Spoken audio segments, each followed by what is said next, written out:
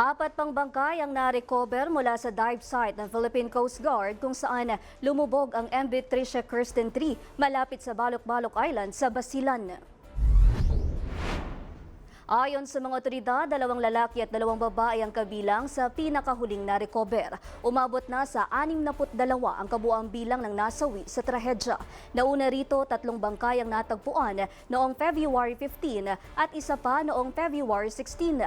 Lahat mula sa parehong lugar kung saan patuloy na hinahalughog ng mga diver ang lumubog na barko. Patuloy ang operasyon ng mga lokal na opisyal at disaster response teams para mahanap ang iba pang biktima at masiguro ang tamang dokumentasyon.